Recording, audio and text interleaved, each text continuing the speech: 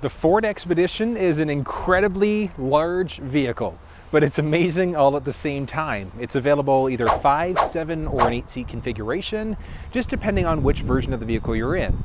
And speaking of that, you've got the option for cloth seats, leather seats, there's the option for a full 360 camera. We've got our power deployable running boards, because the one in behind me is also the Platinum Max, which is the highest available trim level that you can go for inside this vehicle. Steve here, and before we get started, I want to give Formula Ford a huge shout out and a thank you for giving me access to this truck to shoot the video for you today. Check down in the description below for their contact details. And this is going to be a pretty in-depth look at the Expedition. This thing is a beast of a truck, there's a ton of stuff to cover off, so let's get down to it. Like, I come from a fairly big family, and we had one of these plus a van in order to shuttle everybody around. But if you need it, you need it, right? You're driving around a bunch of big people that are, 6, 7 feet tall. It's going to be a necessary ride, but this thing is insane. Looking at the tires inside of this, we've got the options for 18s up to 22s. This is the 22-inch tire, but even then it looks fairly sharp. We've got this nice machined aluminum look. We've got the Stealth Appearance package, which gives it a black look instead, and that thing looks really, really sharp. So if you're a fan of more of that blackout package, that's what you're looking for. We've got a few options for under the hood, which we'll get to in just a second. We've got nice body moldings, rocker moldings, because this is the Platinum. We've got our Platinum badge along the very back. And then we've also got, as I mentioned, power deployable running boards. So we take our key fob, I'm not playing pocket pool, I swear, we unlock, and down they go. So the power deployable boards, they are either permanently down, we can have them permanently up, or we can have them automatically come up or down, depending on what's going on with the rest of the vehicle, which is amazing. Looking at the front end of the Expedition, we've got our front chrome tow hooks. The way that the tow hooks are going to look will depend on the version of the vehicle you're in. Because if you're in the brand new Timberline that was introduced for the 2022 model year, you will have a very different look for the Expedition. And even when you get into those stealth packages, it'll look slightly different than what you'll find in some of the base. But this is the Platinum. We've got our mean looking grille cone pointing right at us there. Front facing, side mounted cameras, rear camera, which stitched together give us our full 360 view. And one of the amazing things being in this specific model, yeah, we've got that front facing camera. We've also got our front parking sensors, our rear parking sensors, and a park assist system. Because I'm not gonna lie, this thing is kind of a little bit of a beast. So having a system that can help out with both parallel parking, perpendicular parking, parallel park out is amazing. But we do have our LED headlamps. Nice look overall, moving down into our fog lamps a little bit further down. But I think that Ford did a good job on the styling. But moving down, so right above our tow hooks, plastic part of the lower bumper, same idea, so we've got our nice bumper along the top there, but we've got nice contrast between those silvers kind of moving throughout the grille, kind of meshed in between our lights and things like that. So this thing lit up at night does look fairly nice. So getting underneath the hood of the Expedition's pretty straightforward. So along our driver's side, we've got a little release. We just pull that twice in order to get underneath. So that releases it, but just underneath there, so above where the Ford badge is, we've got a little lever there. So we just got to crank that to the left. We pull it up to the left on hydraulics, which is amazing. Now, the Expedition technically only has one available engine choice, and that's the 3.5 liter EcoBoost that we're looking at underneath the hood, borrowed from the F-150, but this thing is absolutely incredible. Now, there's one available engine choice, but we've got 3 different options for power, because if we're in the base trim level versus if we're in the Limited versus the King Ranch or Platinum is going to be different than if we're in the Timberline or the Performance Stealth package. So the Performance Stealth and the Timberline are going to give you the most possible power, but this thing still is very powerful, even looking at any of the other options. So which way you go is going to depend on what you need, because if you're getting this to go off-road a little bit more, that high output 3.5 EcoBoost is absolutely amazing. But we've got a nice look overall, no sort of engine cover or anything like that. We could easily top up our wiper fluid and a few other fluids if we need to. Checking oil, a little bit more challenging. Like, I'm 6 feet tall, this is like F-150 territory right now. It's like I can just kind of reach the plug in order to be able to check oil, but realistically, just having your Ford dealer do it instead is probably going to be easiest for most people. And having said that, you've got a few options, because as a Ford owner, you do have the flexibility of getting prepaid maintenance packages and things like that when you purchase your vehicle. One of the benefits, regularly scheduled maintenance is covered off at different intervals for different lengths of time. So if you're like a set it and forget it type of person, you just want it taken care of, the prepaid maintenance packages are amazing. When you get it at time of ordering from the factory, you can also wrap that into your financing, which is great. But overall, this is nice. I do love that it's on hydraulics. Really good for a vehicle this size. We've got our battery, and then we've got a little fire shield over top. But overall, this thing looks pretty nice. Right, taking a peek along our driver's side door. So we can just kind of make it out, but we've got 5 different numbers there. So we could program in an individual number if we want to. We can press these bottom 2 in order to be able to lock the doors, which is great. And with intelligent access, we can just kind of make it up, but we've got a little hamburger button along the very top there. So we can push that in order to lock, or we can slide our hand in order to be able to unlock. So you can see unlocked, everything's kind of opened up there. We've got our side view mirrors, etc. But watch this, we go to lock it using the intelligent access on the outside there, and that's going to shut everything down as well. But sliding in, let's take a peek on the inside. Look at this, look at this, look at this. Absolutely beautiful, but we'll get to the inside in a second. Taking a peek along our driver's side door, we have a lot of different options available and a lot of different looks and layouts. Now this is the Platinum Max, and this is why it looks the way it does. So we've got this great stitching, we've got a nice weave along the bottom of the door, and that carries through the driver's seat and throughout a number of different parts of the vehicle. But along the side, we do also have our seat memory buttons, so 3 individual profiles there, our unlock and our lock button. We can adjust what's going on with our side view mirrors, we can power fold our mirrors in, basic window up and down on top of that. We've got our handle. And from there, we've got our little B&O badge right along the side door there. Down a tiny little bit. We do have quite a little bit of storage space that's available on top of that. Now, it is a little messy on the driver's side just from me hopping in and out, but we do also have our Platinum badge, so along the driver and the passenger side. Moving along the side here, we do also have a few different options for adjusting our seats. So we can go forwards, backwards, up and down. We can move our backrest. We do have a little button in the middle, and that's to get to our massage chair seats, which are available for the driver passenger seat, depending on the rest of the vehicle configuration. But we've got quite a few different options that are available there. Now, moving inside, we may have a manual or a power telescoping steering wheel, just depending on the trim of the vehicle that we're in. Moving off to the side, we've got a few other options there. So this button is actually going to power fold the 3rd row seats headrest down, so we can fold the headrests by themselves. We can open and close the trunk door. Down to the side, we can turn on our zone lighting for the driver passenger side mirrors, figure out what's going on with our running lamps, turn our fog lamps on or off, increase or decrease the brightness of the cluster screen. And from there, we've got our parking brake, so we're going to pull to turn it on, we're going to hit the brake and push to turn it off. And then we also do have our power adjustable pedals. So if you're a little bit shorter, like this thing is a little bit of a beast of a ride, so knowing that we can adjust that easily is great. To get underneath the hood of the vehicle, all we're going to do, so you can see the release there, we're just going to give this a single pull in order to be able to unlock. Now the interior of this thing is unbelievable. Like, I love what Ford's done with this. As I mentioned, this is the Platinum Max version of the vehicle. So we've got some great leather across the door itself. We've got this nice stitching which follows all the way through the dash. Inside of the seats, driver passenger side, it looks incredible. Like, I love it. Ford's almost kind of taken the F-150 and they've shrunk it down. It's like the F-150 kind of interior with this armrest. Next up, taking a peek at the media screen for the vehicle. So this is Ford's new Sync 4 system that was introduced last year in the 2021 F-150, but just this overall look and layout reminds me a little bit more of the Mach-E and then the Ford Edge. So it's kind of like this nice big phablet style screen.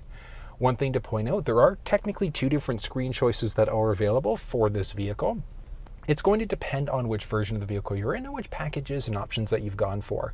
But this is the largest available screen, so it's a 15.5-inch screen, which is absolutely ridiculous.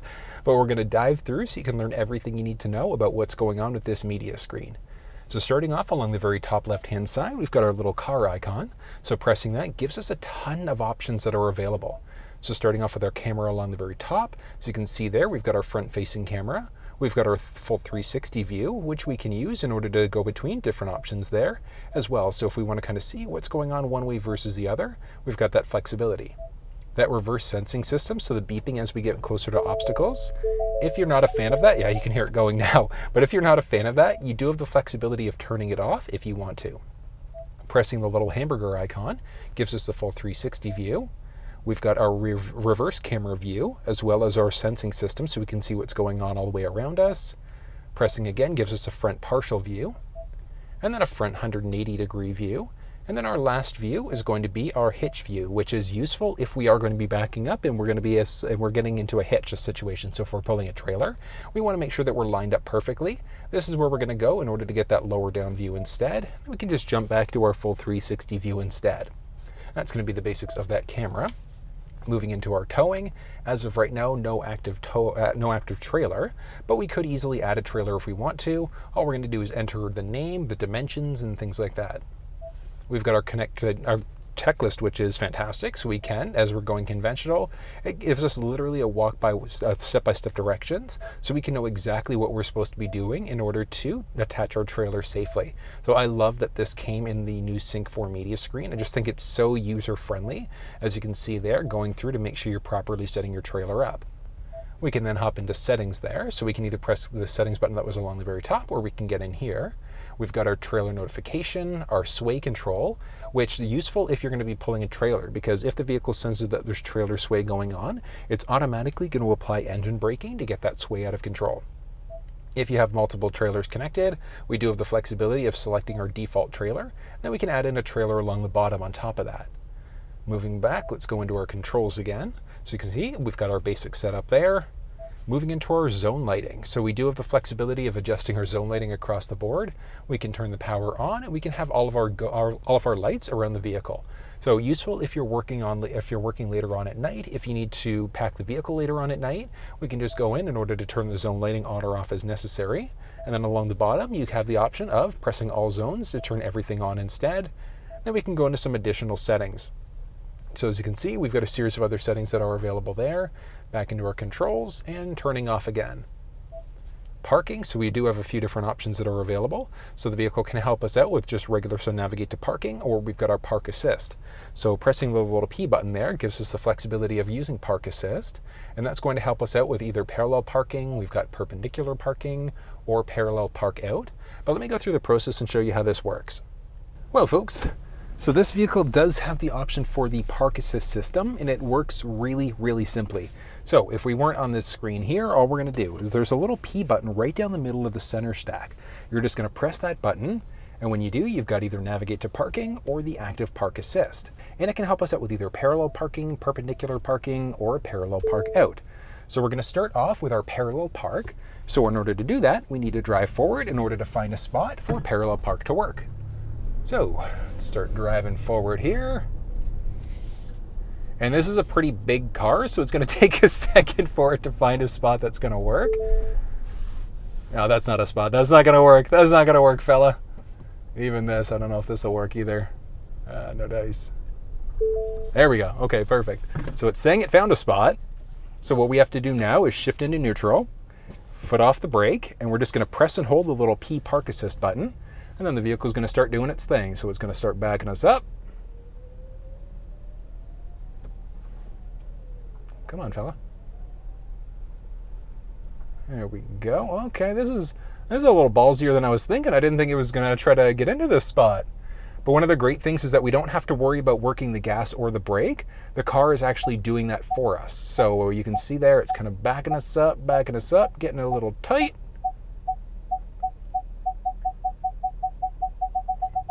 Perfect, and pulling us forward there.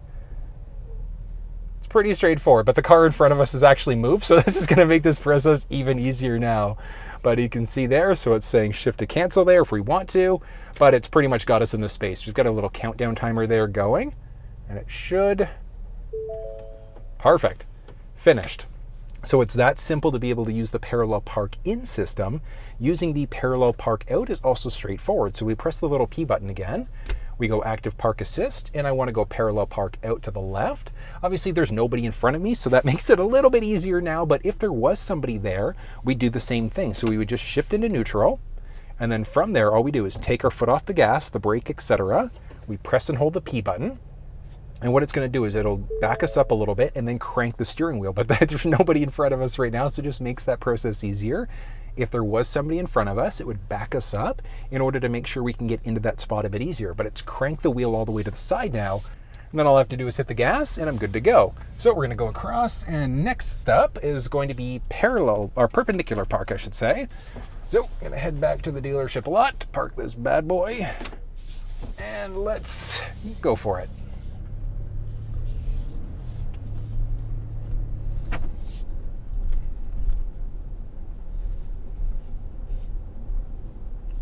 All right, perpendicular is a little bit easier to use. Like, parallel park is nice, really nice, especially if you're not a big fan of parallel parking, especially with this truck. It's the max. It's a very, very large vehicle. So having the perpendicular park assist is really nice. So same idea, we're just gonna hit the little P button again there, navigate to parking, and we can go parallel or park assist now, so perpendicular. Default, even on the parallel park, it's going to look on the right side first, but we can use the left turn stick for it to look on the left side instead. And then all we do, we just follow the directions. So we just need to drive forward now. That's not a spot. That's a spot. There we go. Okay, perfect. I was like, there's no way that one was a spot. It just caught it because I had turned as I went. But same idea. We're just going to flip it into neutral now. Foot off the brake, and all we're doing is pressing and holding the little P park assist button there, and it's flipping around on the screen. So as you can see there, it's backing us up, and we've got a little countdown timer, very similar to what we saw on the parallel park system side of things. So it's backing us up into this nice, big, beefy spot that I've got here. Oh, this truck is huge, huge. But it's kind of neat because you can see, like, I'm full, like, gas brake, my foot's completely off the gas brake there, but the car is moving everything. So it's giving it the gas, giving it the brake, it's rotating the wheel completely, and all I need to worry about and focus on here is pressing the little P button there. Oh yeah, you're getting close in the front there, fella. Closer than comfort. Like, oh God. It's like a teeny little bit close in the front there, but it stopped it before it hit somebody, which was the best part. So you know that it's working when you don't hear any scraping going. Is that a good thing to say? But it's working. That's the important part. As long as it works, that's all that we care about. And it's backing us up there. You can see the countdown timer going, and we are good to go. So that is a really great system. I love how simple it is, and being able to go left side versus right side just by using the turning stick, I think is brilliant. And that's going to be the basics there. We've got our parking aid, and then some options for our seat settings. So seat, we have the flexibility of turning on massage seats. You can hear it going right now, so really nice. We can select individual options there. So if you are going to be driving if you're going to be driving longer distance trips, having these cushions going as you drive, really, really nice. So you can see there along the lower part, I'm literally getting a butt massage as I'm giving you this walk around, which is amazing. Then we can easily turn off. We do have the flexibility of adjusting individual portions of the seat as well. So we've got our base controls along the driver passenger side seat, but we do have the flexibility of adjusting out that tiny little bit more if we want to create a little bit more of a unique feel for us. And then depending on the model that you're in, if your vehicle does feature these options, it's fantastic. And it's all tied into that seat memory system as well. But if you want a fuller walk around on that, check down in the description below. And that's the same for the driver passenger side. We can easily turn the massage on or off as necessary, but that massage seat, really, really nice. We've got our valet mode, so we enter in a nice difficult number like 1, 2, 3, 4. Don't use 1, 2, 3, 4, use something challenging. But as you can see there, everything with the exception of our climate control is locked out. So if we had a valet driver, they would have the flexibility to go through and navigate through all of our different climate control settings, but you can't actually go through the screen again until you physically enter in that 4-digit number. So 1, 2, 3, 4, enter, and as you can see there, we're now fully connected again. So it's that simple to be able to use it. And then once the screen's unlocked, hopping back into our controls, you can see that we've already gone through all of the available controls. So next up, we've got our settings icon there, which gives us a ton of different options that are available for the settings of the vehicle. So starting off, we have, even more. Let's start at the very top. So we've got our sound settings. So tone, we can change out treble, mid-range, bass. I normally find somewhere along here is usually pretty good. So treble down a little bit, bass cranked a bit, gives you a good sound. One of the cool things is that we do have a few different ways that we can tune as well. What we can do, 94.9 FM. Tuning to FM 94.9. So we do have the flexibility of using our voice in order to change stations.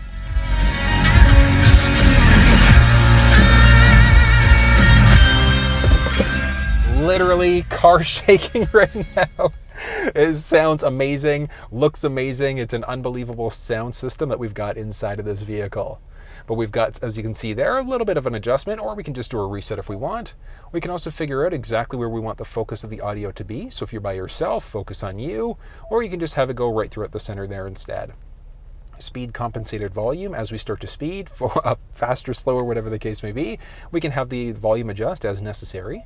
And then we've either got stereo or surround audio instead. Different options for our radio. So I always recommend just going to our max preset pages, which will be 6. I'll show you why when we get into the radio, but this is just going to be for the base settings there. We've got our HD radio and then our radio text. And then next up is adding in a phone. So as you can see there, no phones are connected, and it's actually really easy in order to be able to do it. So I'm going to take you through the process of adding a phone in. We're going to start off on the iPhone side of things. So you're just going to make sure that your Bluetooth is turned on and hit add phone. Search for your vehicle on your device and select it once it is found. Just connecting to Expedition. Confirm that the pin displayed on sync matches the pin displayed on your device. Pins match up. Do we want to allow contacts and favorites to sync? I'm going to say no for this situation. And it should take a second there. For your safety, connected. Please stay alert to changing road conditions and use Sync's voice-activated features while your vehicle is in motion. All right, so we're fully connected. You can see my phone along the very bottom. So if I just wanted to use Bluetooth audio, I can go this route in order to be able to do it. If I had songs on my phone, I could use that instead. And then as you can see, the phone also supports Apple CarPlay. And then along the screen itself, it's saying, do we want to allow CarPlay with my Expedition? So let's use. And we've also got our 911 assist, so let's turn that on as well. 911 assist is useful because if you're ever in an accident and the vehicle recognizes it's that collision, it's going to automatically dial 911 for us. We hit finish and it's connecting to CarPlay now. Do we want to enable CarPlay? Absolutely, let's enable. Connecting to CarPlay on my phone. Perfect, and a few seconds in and we are fully connected. So as you can see there, we've got a mix of, we've got, well, Apple Maps, we've got Google Maps, and we've got Waze. So yeah, we do have factory navigation, but if we want to, we do have the flexibility, so we can go a little bit fuller screen, but look at all of this real estate. And now it is kind of nice because it pushes everything along the very bottom there instead, so we can kind of go up and down between different trays if we want to. We can flip back into our factory navigation, or if we wanted to use one of these other map applications, we've got the flexibility to be able to do it. And the screen, pretty responsive there. Now this is, as you can see there, connected through Waze, and then we can press the button along the very bottom here in order to jump back to this main screen. So we can go left, right, we can minimize the screen instead if we want to. As I said, we've got Apple Maps, we've got Google Maps and Waze that can be used through this screen. Live One is a radio app, so as you can see there, stations, originals, featured, things like that. We can press the button. Oh, and one other thing to point out, along the bottom right-hand side of the tray, you can see exactly what your current status is. So as of right now, what I'm connected to, LTE, my battery life, etc. Moving back home, we've got this base setting again.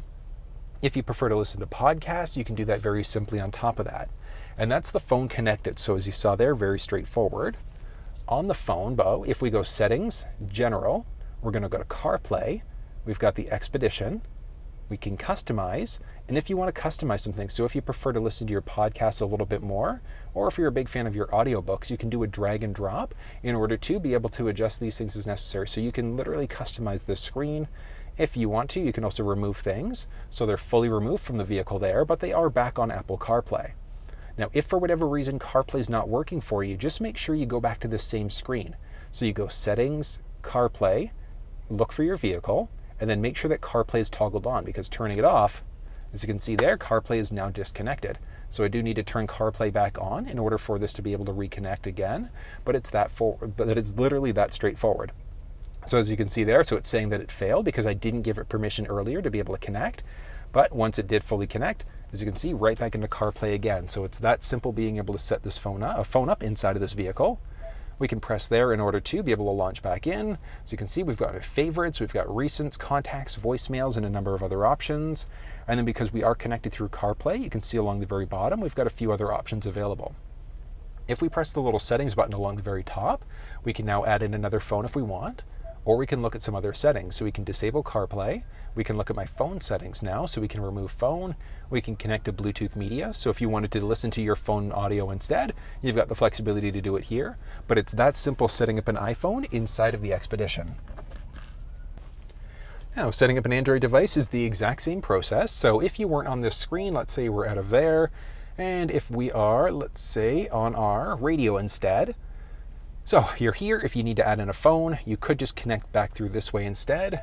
You can go to your settings along the very top, go into our settings. We've got our phone list there. So we've got a few different ways we can get to it. We're just going to hit add phone and we want to disconnect. So yes, we need to make sure we disconnect. Search for your vehicle on your device and select it once it is found. Okay, and then on our Bluetooth, what we want to do, perfect. So it's automatically connecting. So let's hit connect. Do we want to allow my contacts to sync up? I'm just going to say skip for now. Same thing with the SMS, so I'm going to say no to both. For your safety, please stay alert to changing road conditions and use Sync's voice-activated features while your vehicle is in motion. Perfect, and we are done there. So we're connected. So what I'm going to do is, I can't click off. So I've either got to enable or disable. I'm going to disable to show you how to set this up separately. So if your phone's already connected and you want to set up Android Auto or Apple CarPlay, all we do is go back to this main screen. We go into the phone, so whether that's the iPhone, the Android, whatever the case may be, and then we just go connect Android Auto. And on my phone, we just need to make sure we enable. All right, so in order to continue, 3, 2, 1, we're going to continue there. And it is fully connected. So it is that simple to be able to set this thing up. And as you can see, it just launched right into Google Maps, which very, very responsive, which is great. We've got our -+ along the right-hand side. One thing I forgot to point out on the Apple side of things, so if we press and hold the voice command prompt on the steering wheel, we can activate our Google Assistant or we can activate our Siri Assistant. So obviously if we're connected to the iPhone side, that would be our Siri Assistant, but it's very, very straightforward. Now, very similar to what we saw on the iPhone side, we can kind of push these lower buttons down, but it doesn't go full screen the same way that we saw on the Apple side, unfortunately. Bugs that are getting worked out, and it's just on the Android Auto side, I always find there's something weird with the full screen. So not there as of yet, but we still have quite a few options. So along the bottom tray, we've got my music, notification center, or we can press there in order to launch into the Google Assistant instead. We can press the button along the very bottom if we wanted to get into this, into our podcast. So we've got our podcast, media, etc. Button press in order to get back to this main screen. But as it sits right now, Waze inside of the Sync 4 system is unavailable. But we still have a little bit of flexibility here. So as you can see there, we've got Google Maps, we can make phone calls, we can customize the launcher. It's not quite as user-friendly customizing as the Apple side of things, but it still is possible to be able to do it. So on our phones, what we have to do is under search, we're just going to search for Android Auto. Oh, that does happen sometimes. So we just go back up and close, down, search for Android Auto. Perfect. And we're looking for settings. So once settings pops up, we've got my previously connected vehicles. We can customize the launcher now. So I'm just going to do a drag and drop to show you here. So we just press and hold, we drag to the top, and as you can see, it didn't update it. So we actually have to disconnect from Android Auto and then relaunch it and close it down on both the phone and the car in order for any changes we make here to take into effect. So it's not quite as user-friendly as the iPhone side. So Google, if you're listening, update this, make it more user-friendly, but it still is nice all at the same time. We can press back. We've got our Google detection. So yeah, we can press the voice command prompt on the steering wheel. So we just do a press and hold. That launches us in there. Or we can say, hey Google, and that's going to launch the assistant instead. We've got day-night mode for maps. We've got my Android Auto while the phone is locked. We can look at our weather, enable, disable, etc. Then we can also toggle the wireless Android Auto system off completely. So if we just never want to use Android Auto, we can permanently lock it off directly on the phone instead. You've got your current version number along the very bottom of the phone, on top of that which the screen is going wonky, but you might just be able to see it there. There-ish? There we go. So if for whatever reason it's not working properly, just make sure that your phone is up to date. Your phone is up to date, but then also your vehicle's up to date. And we'll get into the auto updates as we get into that next part. But that's how we set a phone up and connect to Android Auto, Apple CarPlay. Now if we press this button along the very top, we've got both phones connected. So if we go into the one that we just connected, we've got some settings available. So we've got my ringtone. We can also set it as a favorite. So if you've got multiple devices connected to the vehicle, we can select which one gets connection priority. So I love the fact we've got that option. We can also just do a quick remove if we want to. 3, 2, 1, and the Galaxy that I just set up is now disconnected. And if we want to, we can easily connect back into that other phone instead. Should take a few seconds. And 3, 2, 1, we're fully connected again. So it's that simple, connecting a phone and then setting up Android Auto, Apple CarPlay inside of this vehicle. We then move into some advanced driver assistance settings. So the auto hold setting, what that's going to do is with it turned on, if we come to a complete stop and we take our foot off the brake, the vehicle is going to hold itself in place. So it's a very smart system there. I normally recommend turning that one on. We've got our normal and our adaptive cruise.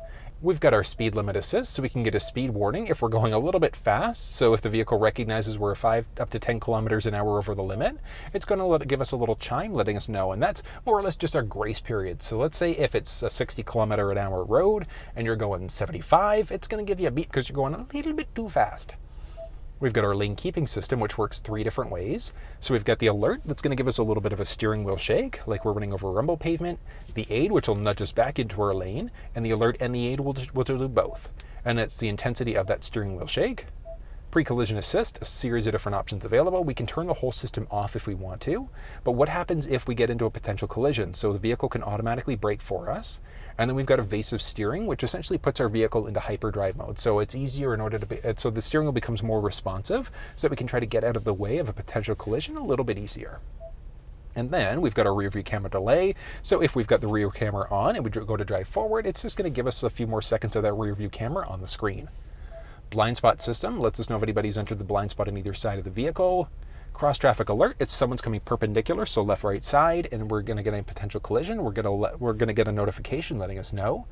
Reverse brake assist, as we start to back up, if you didn't see an obstacle behind you, the vehicle will brake for you. And then driver alert is tied into the lane keeping system. So if you start to veer over in too many times without signaling, eventually the vehicle is going to tell you should probably take a break. And we can press this little icon along the top and get into some more advanced settings. We've got our radio now. So as you saw there, it kind of made it disappear, but I'll show you a few things. We've got our AM, we've got our FM, and then as you can see there, we've got all of our available presets. So everything that we've already preset through, very, very straightforward. If for whatever reason, so whatever station we were on wasn't saved as one of our favorites, so let's just go to a random station here. 97.7, good station, these guys rock. Okay, 97.7, so these guys aren't saved, so all we do is just press and hold one of the available spots. And as you can see, it's now saved in, so it's that simple to be able to adjust. We can press this button if we wanted to manually tune instead. So we can enter in that station again, press the go button, and we're fully connected. Press this button along the very top, which launches us into this setting. Swipe it away, and then we go into SiriusXM. So SiriusXM, same idea, we can go full screen or fuller screen if we want to, which kind of pushes these bottom buttons and gives us all of our available presets. But we have so many different options available with SiriusXM now. So along the top, we've got our notification. So when we've got either this phone or the artist come on, we can manage all of our artists there. We can search for all of our categories if we want to. So browse for you, obviously we have nothing there, but we can go music. So we've got all of our different categories and stations, etc. Moving back down, we've also got our user profile, so our basic settings there. So we can look at our subscription. With a 2022 Ford vehicle, you do get 3 months of included service. So if you've already got an active subscription, all you have to do is just call up SiriusXM, give them your basic information, and they'll be able to transfer that subscription over instead. We can personalize, so we can create listeners. So if you have multiple people inside of the vehicle, very, very useful to be able to create individual listeners. We've got all of our different favorites, so as we save out different favorites there, they will be saved. We can see what we've listened to. We can jump into some advanced settings. We can block explicit content. We can reset all of our history as well if we want. And we've got some basic help and support, which, as we can see there, we've got some other options as we connect through. And then we've got our presets. So we saw earlier when we were in our AM FM, that's slightly different. So that button is actually dynamic when we get into the settings radio. So it's either going to show radio or SiriusXM, just depending on what source we have. So we do have a series of other options for sources. If you had a USB stick with MP3s, that would show up as an available option. My phone's connected, so that would show up as an available option there for sources. So a lot of flexibility here. But that's going to be the basics of our audio. We already saw phones, so we can add in a phone this way if we want to. We've got my phone, we've got my dial pad, and a number of other things. Along the very top, we've also got our voice assistant there, so we can activate Siri directly from the vehicle if we want to. We can view our active devices, so all of our different phones that are connected. We can turn off our notifications, or we can jump back into our phone settings as well. So a ton of different ways that we can get into the phone if we want to. Back out, we've got a series of other options now. Into our button along the top, we've got our navigation. So we do have factory navigation inside of this thing, and as you can see, very, very responsive, which is a nice change from the old Sync 3 system. But we can go full screen, part screen if we want to, expand out as necessary. We can recenter back in on us. We can change out our views, so full 360, true north, etc. For our where to, so where are we going, we've got a few different ways we can search. So we could press the voice command prompt on the steering wheel if we want to. We can search for an address that way. Or we can just randomly start typing. And just pause for a second. Gives us a ton of options that are available. We can kind of start going through and typing again. Let's go to my old faithful. This is like the address that I default to all the time. We can save it as a favorite. If our phone was fully connected, there was a number available, it would give us the option of calling, and we can just hit go. Obey so as you can see laws. there, be alert and use voice commands while driving. There we go. So we've got our trip Please overview drive there. to highlighted route. Thank you. We've got our details, so it's going to let us know how far we are for the route itself. We can see our turn-by-turn list. We can edit the route out, so if we want to add in more destinations as we go through, we can just hit go again, or we can trash the address and exit out, and as you can see there, jumping back in, we've got a few other options there. So we're going to go discard and let's hit go. So because we removed the address, as you can see, it's not available there now. So we hit where to. We've got home, work, explore. We can see recent destinations. Let's jump back to that address again. But before we do, we've got traffic alerts. We can look at some other destinations near me. We've got the vehicle range based off of our current fuel settings. Route, do we want the fastest time? Do we want to avoid things like carpool lanes, unpaved roads, etc.? We can jump into our route settings there if we want to, change out a series of different prompts. So our guidance prompts, as we come up to an upcoming turn, do we want voice or a tone? Do we want to get rid of all of our different views there? Calculation, do we want the fastest, shortest, or the most eco-friendly route? Do we want to avoid certain things? So do we want to avoid U-turns, tollways, and fees, and ferries, and 4x4s, and all sorts of different options? And then we've also got the option of doing some custom avoidance, which we can add in there as necessary. Moving back, and let's go back again. And, oh, actually one thing I forgot to show you. So let's hit go for a second, because... Please drive to highlighted route. There we go, perfect. So it shows us exactly what the route is as we go there. We can just button press to get back to us, or we've also got the flexibility of kind of rotating the map out as we go. So it's kind of neat how much flexibility we've got inside of this thing. And then press this main button, exit, and that deletes the route for us. So it's that simple using factory navigation.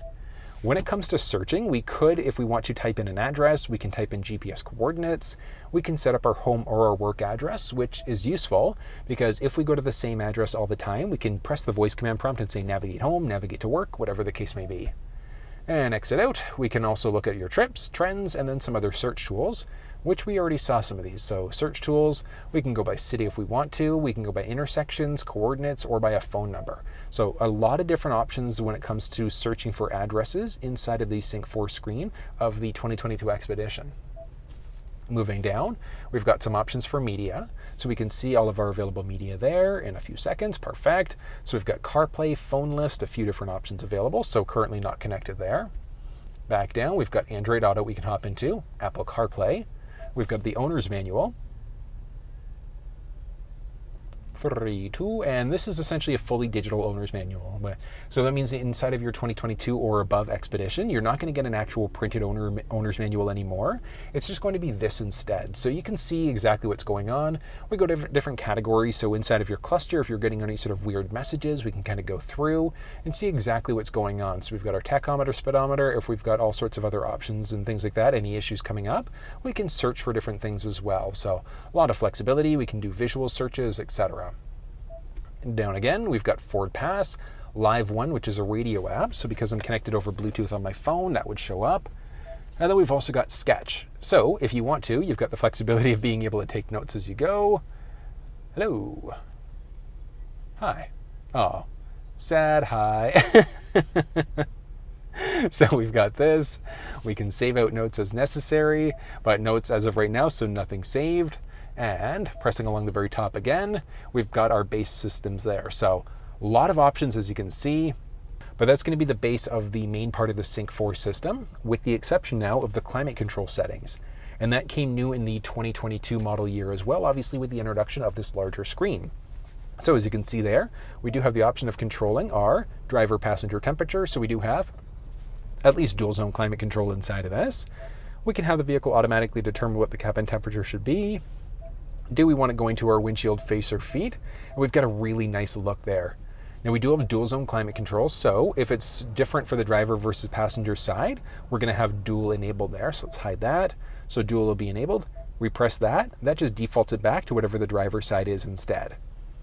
We can see our rear climate controls now, so we can also adjust at the very top to do that. We can turn the front controls off. Same idea with the rear. We can turn that on or off. We can lock out the console in the rear. So if the kids are fighting, people in the back are fighting, we do have the flexibility of locking them out instead. And then we can also adjust one side versus the other. So we've got our one side adjust versus our fan adjustment there instead. Like I said, we can just turn this whole system off. But that's going to be the basics of that'll be the basics of the climate control inside the vehicle. But it does look very nice, especially compared to the way that it looked in the old Sync 3 system. So Ford, good job there. Along the very bottom, we can switch between our heated and ventilated seats, just depending on which options we have enabled. Same idea, driver versus passenger side, we can enable one or the other. We can turn on our heated steering wheel. We can adjust the fan speed very simply up and down there. We can hide it. And then one thing to note, these actually will eventually go away themselves, but we can also change for our max windshield or our max rear defroster. And then one thing, so you can see there, we also do have our volume rocker. And then we've got our button along the middle there. So that's going to turn the audio on or off. So really nice. Ford introduced this in the Mach-E, and I love the look of it, love the feel of it. I think they did an amazing job there. We do have our little Bang & Olufsen badge along the very top. And because this is the platinum version of the vehicle, we also do have Ford's Blue Cruise feature. So we can just kind of make out the Blue Cruise along the left-hand side of the screen there. With our little cameras, they're going to be watching our eye gaze.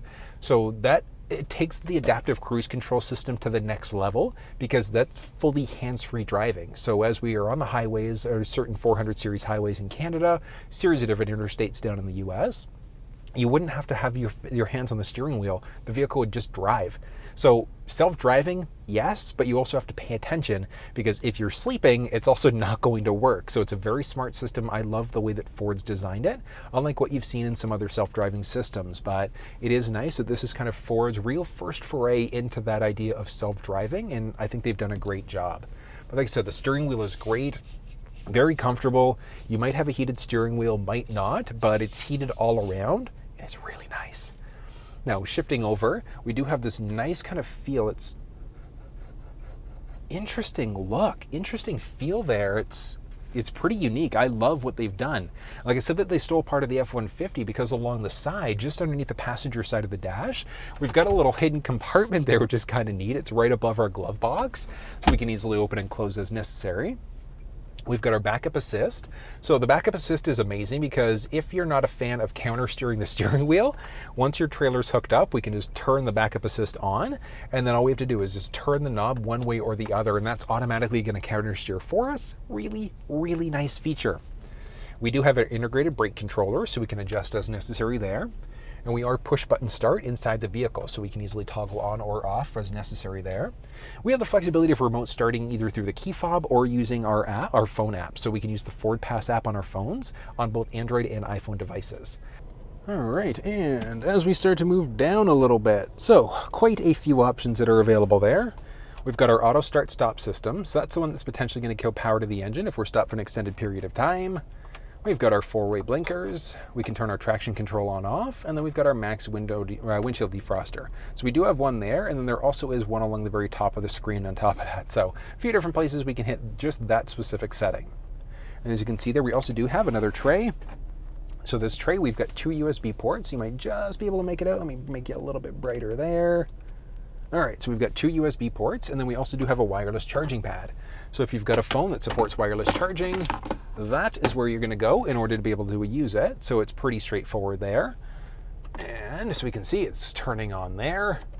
Now this is a Samsung S9 Plus, and it is, okay, so it's a little tight getting it in, but at the same time, there still is a little bit of give on the top and bottom.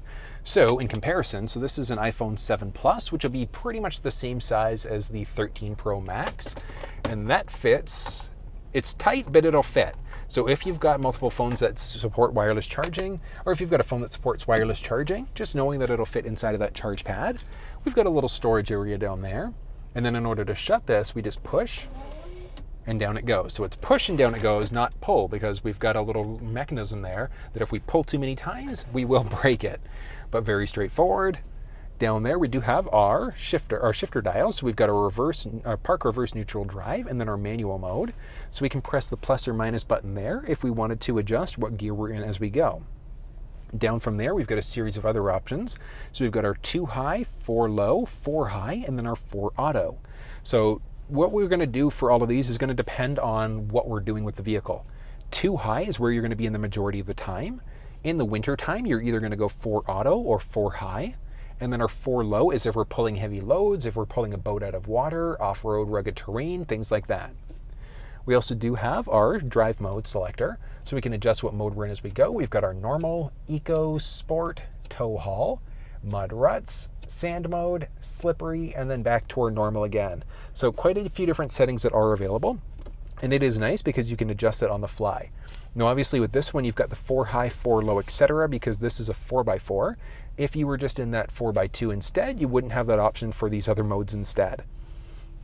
And from there, moving down a tiny little bit, you might just be able to see these buttons, 2 individual ones. So this specific one is going to be our hill descent control, which is going to let us set a certain speed. And then rather than having to worry about the gas brake, we just need to worry about the steering wheel. We also have this button, which is going to be for our park assist.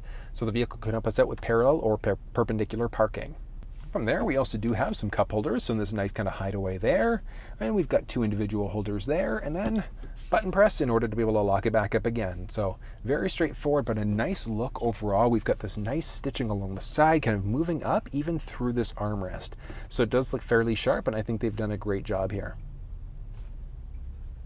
And from there, we've got this nice leather armrest, which also does have a few cup holders back there for people in the back row.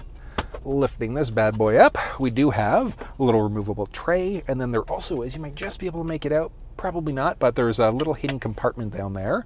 And it's also, sorry, I shouldn't say a compartment, there is another hidden power point down there. So a little challenging to get to, but it's a 12-volt power point. So lots of power all over the place. We've got power in the front, power in the middle, power in the back, all over the place. But this thing looks sharp.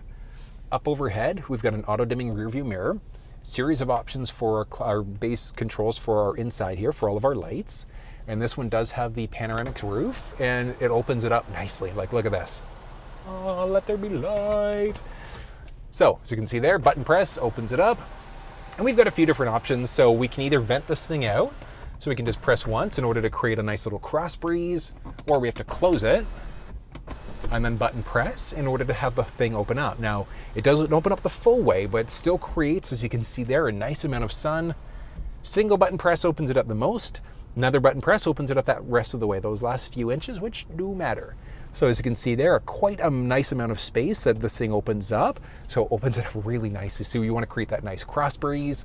We do have this little kind of guard along the top, so bug guard and things like that. So it doesn't look like things will easily be able to get in. You get flying critters and things like that sometimes. Oh, not as bad as you might have to worry about if you're on a motorcycle, but the fear is still there for some people. So really straightforward. We've got so many different options that are available there. As you can see, easily open and close. One button press, as you can see there, closes it up halfway. Secondary button press, it looks like, yeah, it'll close it up that full way. So if you want to open and close it, one button press will open it up halfway. Secondary button press either opens or closes it up that remaining way, but it's pretty straightforward. We do also have our sunglasses holder. We've got our home link system, so if you've got a garage door opener at home, we can program that in. We do have vanity mirror with built-in lights, a little business card holder, and this thing extends back to block any sun that may potentially be hitting our face. So it is a it's amazing. I love it whenever cars do that. Now, you might be able to see, maybe not from your vantage point, we've got some speakers there. We've got speakers along the passenger side. We've got some up along the very top. We've got our Bang & Olufsen badge, because this thing has the option for a 22 speaker sound system, which sounds amazing. Like, I'm just looking into the second rows now and you can see all the other speakers in the back. So this is something I got to do. We got to do an audio test.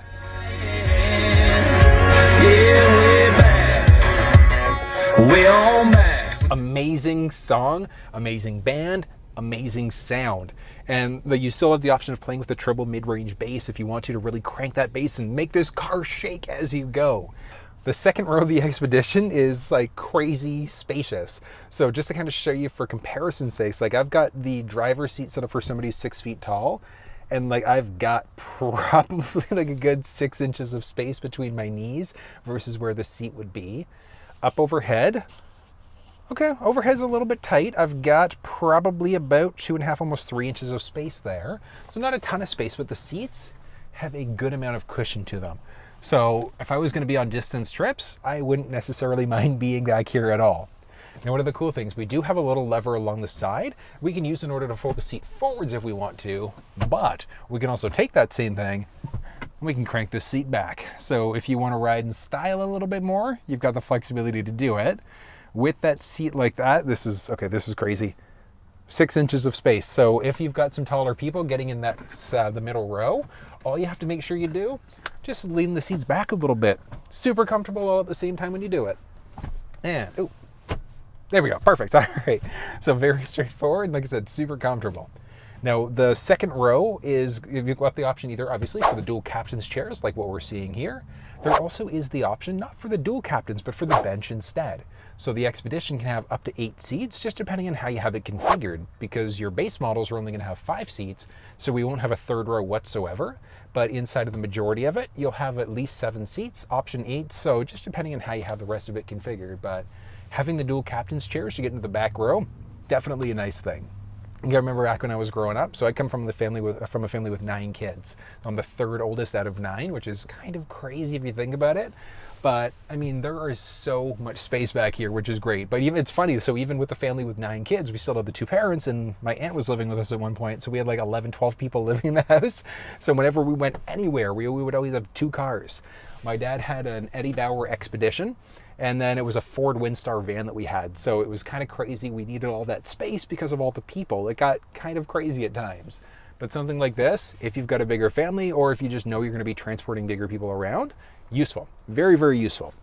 But styling wise, this is really nice. It's very, very similar to what you're going to find in the first row. So this is the Platinum model of the vehicle. So like the highest available possible option. Do you need to go with this option? No, but there is so much stuff that's available when you do. But I love the new highlights for the 2022 models. They've done a really, really good job of the redesign. Now this one does have the option for a 22 speaker Bang & Olufsen sound system, and the speakers all over the place in the second row. It's amazing how much stuff is back here. Overhead, we do have our handles there, so driver passenger side. There's a hook there. We've got some cabin lights that we can control in the back. And then we can also adjust what's going on with the individual fans for this second row. Some options in the third we'll get to in just a second. But this is really nice. We've got a nice handle along the side, along the driver's side door. We've got a little storage compartment, a lower storage compartment. There are a few different places we can put some stuff all over the place. We do have a few cup holders behind the armrest of the driver and passenger, so behind that console there. We do also have pockets behind the driver passenger seat in the first row, so we can store tons of things all over the place. We do have a little screen along the back, which gives us tons of options. So we can adjust what's going on with our audio there. We can change out our media on the back here as well. So if we want to change it out, we could. Oh, and we can also seek back here.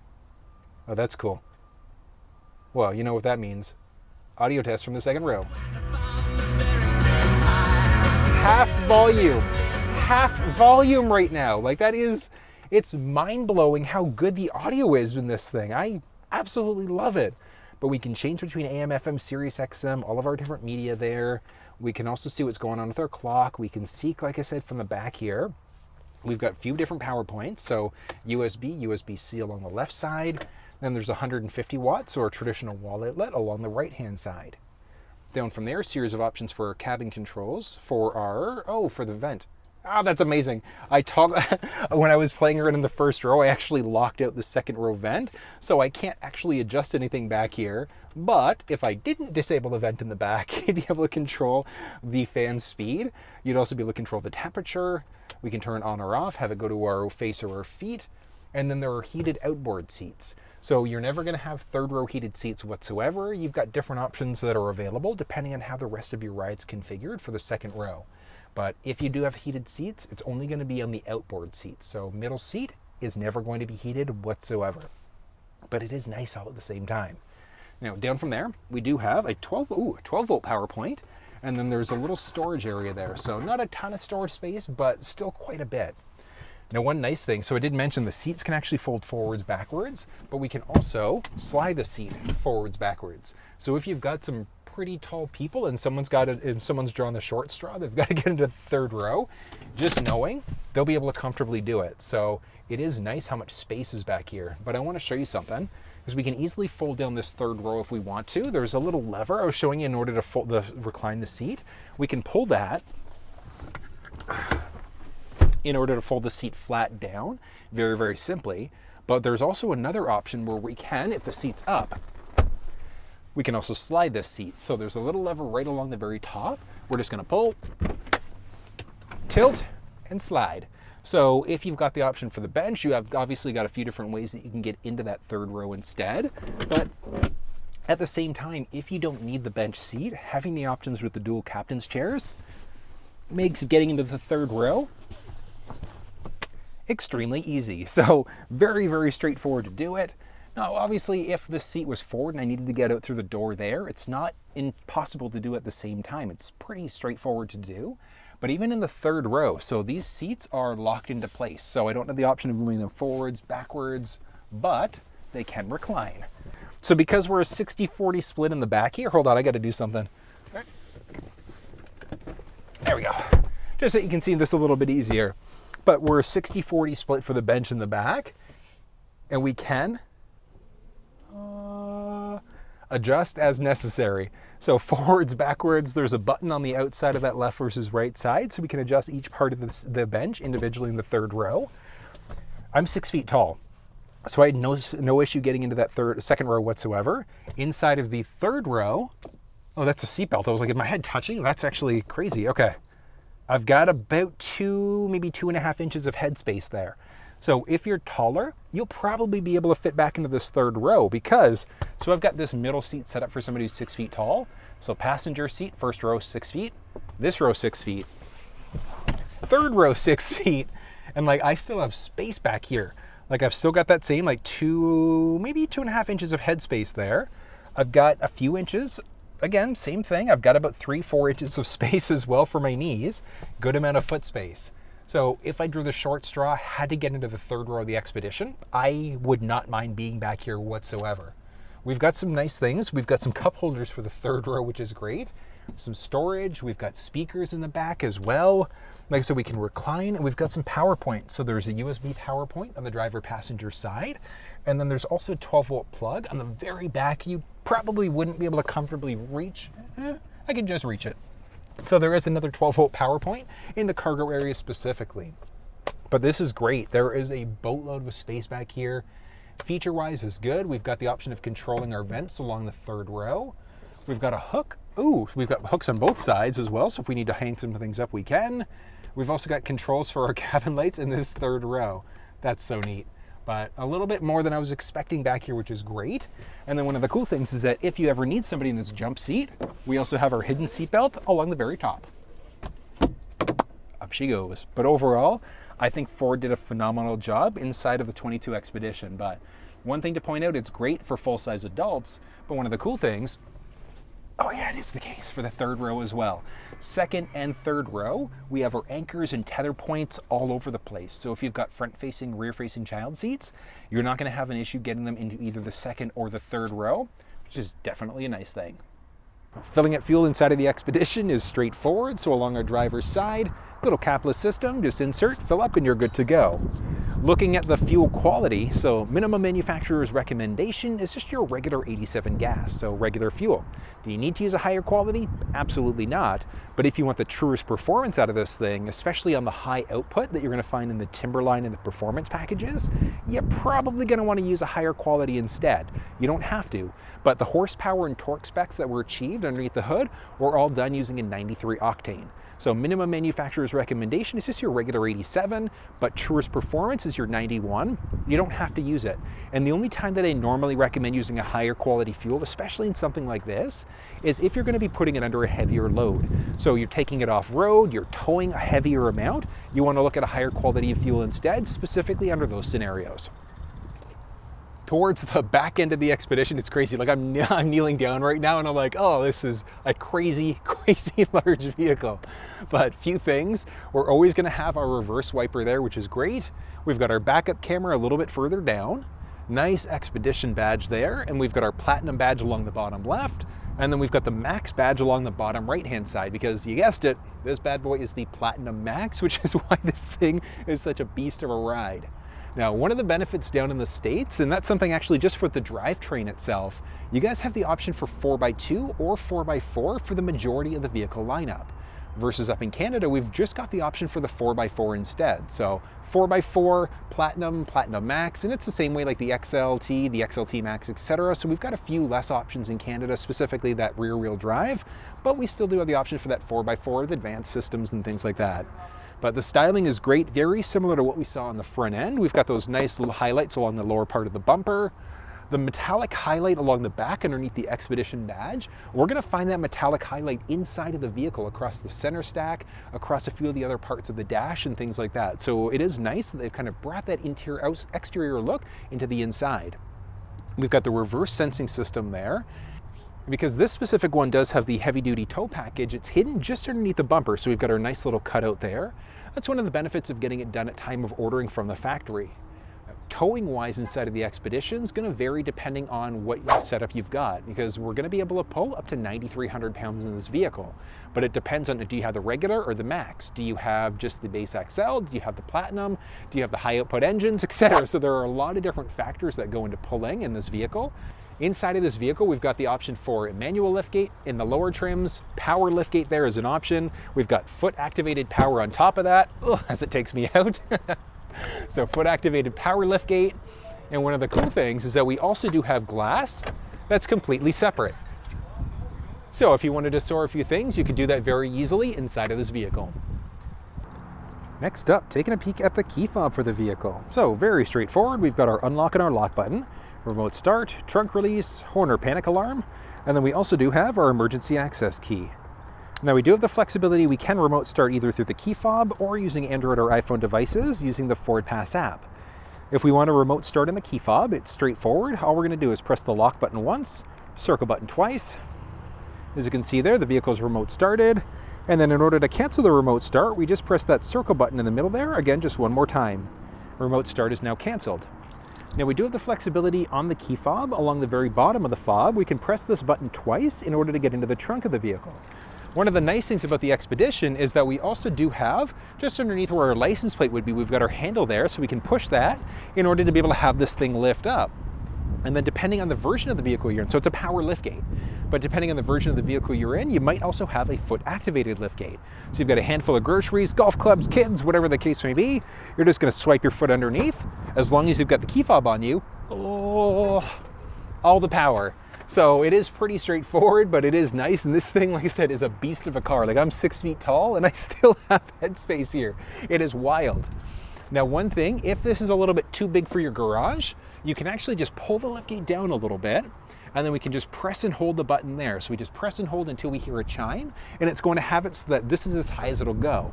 So we could adjust as necessary, however many times we need to find that perfect position for our garage. But let's take a quick peek at the cargo dimensions back here, because it's kind of crazy. And so cargo dimensions for the vehicle are going to be showing up. So we do have quite a nice amount of space in the back here. Now, one thing to point out, this one is the Expedition Max. So we will lose a little bit of space when we just have the regular Expedition instead, specifically in that cargo area. But one of the nice things is that the third row, it is a 60-40 split. So we've got 60 driver, 40 passenger. So we do have the flexibility of folding down one or both seats individually if we want to. We do have a button on the inside as well that we can use just to power fold the third row headrests on top of that. But it is nice. Like I said, we can fold down one side or the other if we want to. And then one of the cool things is that we also have the flexibility on using the buttons on the left-hand side here. We can also power fold one of the other seats. So it's a power release for the second row, but it is manual backup. But look at how much more space we have there. Now, one thing to point out, we do also have obviously the option for the bench seat. If we were to have the bench seat, we would have the 8-row configuration. So this thing's got the option for either a 5, 7, or an 8-seat configuration, just depending on what you need out of your vehicle. Now, a few things to point out about what's in the trunk area. So along both sides there, we do have this little hook, and that's along both the driver and the passenger side. We've got a little storage tray along the left side, and then outside of that, so a little bit of storage specifically for the 3rd row. We've got a USB power point inside of that back tray for both the driver passenger side. And we also do have this little compartment that flips up. Same idea, this one flips up. And then we also have the flexibility, if we want to kind of create like a tiered storage instead. So if you need multiple areas of storage, you've got that flexibility. But just underneath, we do have 2 individual storage trays. We've got our little cargo net there. And then we've also got this removable tray, which is going to show us our jack as well as our spigot. So if we ever need to fill up using a jerry can, we're putting that white spigot in first. You've got the flexibility, obviously, of changing that tire out yourself if you want to, or you could call forward roadside assistance. So if you don't want to worry about changing the tire yourself, you don't necessarily have to. The tire inside of this is actually located just underneath the vehicle.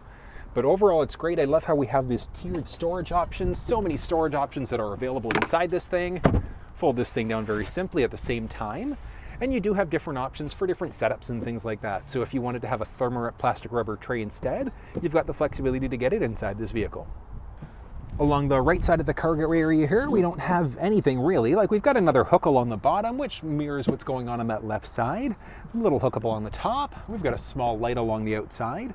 And then there's also a 12-volt power point back here. So we could power some things up in the back row if we need to. And like I said, on the left-hand side, we've got another USB port, which is going to be the same for that driver-passenger side, specifically in the 3rd row.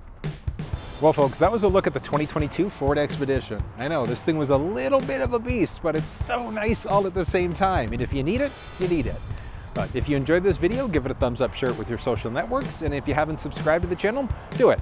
Until I see you next time, take care.